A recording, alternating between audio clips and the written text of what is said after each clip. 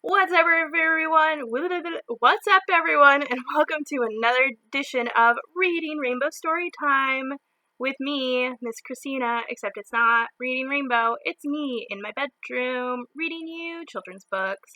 Have I started getting a little cabin fever? Maybe. We'll find out. Today we are reading a classic book that I'm sure your parents have read, your grandparents have read, your great-great-grandpappy might have read as well, and it is Where the Wild Things Are, story and pictures by Maurice, I'm going to say it as Sendak.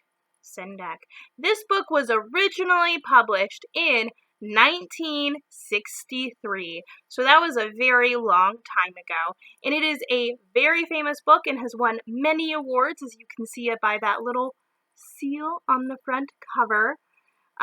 It is super popular, probably more popular now than when it came out in 1963, and it is about a little boy who uses his imagination to create the world of the wild things around him.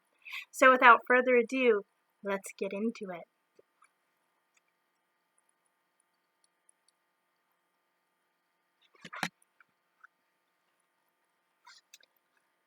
The night Max wore his wolf suit and made mischief of one kind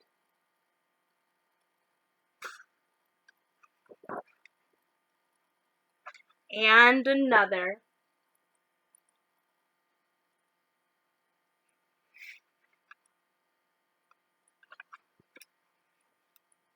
His mother called him Wild Thing, and Max said, "I'll eat you up." So he was sent to his bed without eating anything.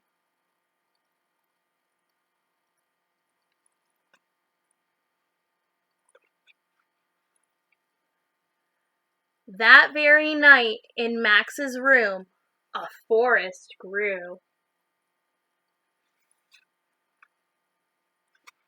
And grew.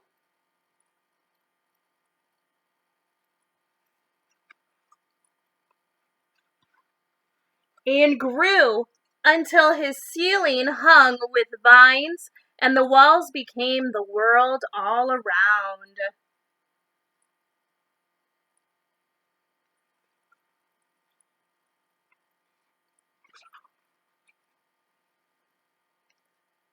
And an ocean tumbled by with a private boat for Max, and he sailed off through the night and day.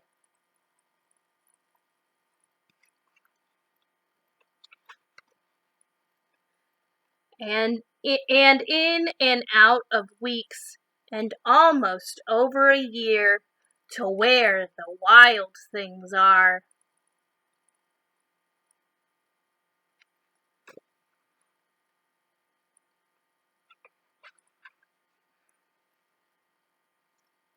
And when he came to the place where the wild things are, they roared their terrible roars, and gnashed their terrible teeth, and rolled their terrible eyes, and showed their terrible claws.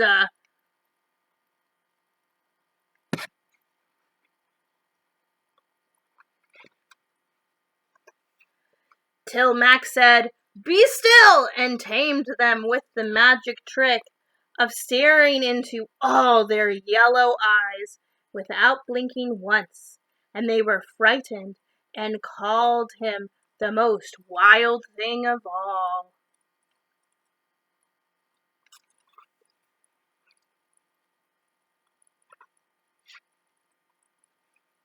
And made him king of all the wild things. "And now," cried Max, "let the wild rumpus start."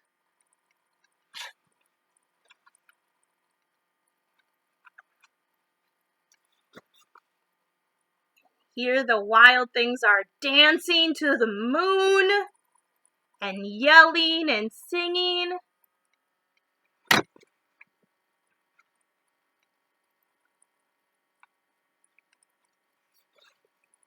And here they are hanging from the trees,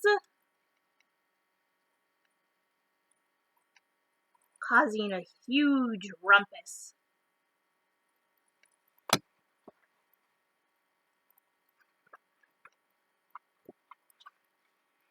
And here they are dancing the conga.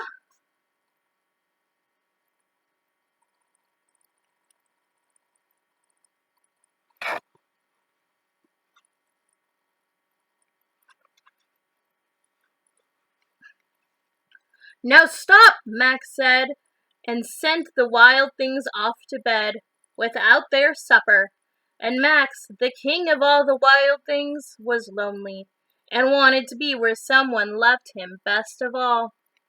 Then, all around, from far away and across the world, he smelled good things to eat. So he gave up being king of where the wild things are.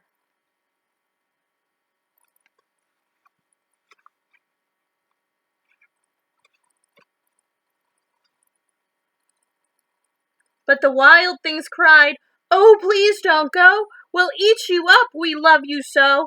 And Max said, "No." The wild things roared their terrible roars, and gnashed their terrible teeth, and rolled their terrible eyes, and showed their terrible claws. But Max stepped into his private boat and waved goodbye.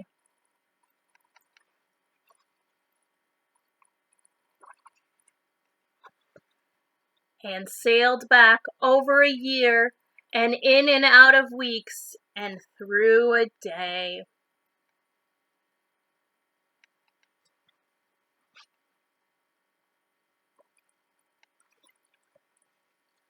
And into the night of his very own room, where he found his supper waiting for him.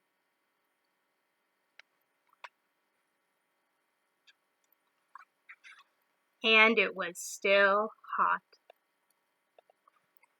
The end. Alright, everyone. That was the shorty, but the oldie, but the goodie, Where the Wild Things Are. And I have a question for you. After looking at these photos, illustrations, who is your favorite wild thing? Because I can tell you my favorite wild thing is this guy with the beard and the horns. And then my other favorite comes in a close second is this one. Because just look at that majestic hair. So majestic. Alright, friends, as usual, there will be activities and links to things related to Where the Wild Things Are in the description box below. Happy Sunday! Tomorrow is Monday, in case you needed a reminder, and we'll be reading Chapter 7 of Harry Potter and the Sorcerer's Stone. I hope you all are doing well. Keep remembering to use your imagination and be wild if you can, within reason. Have a great rest of your day. Bye!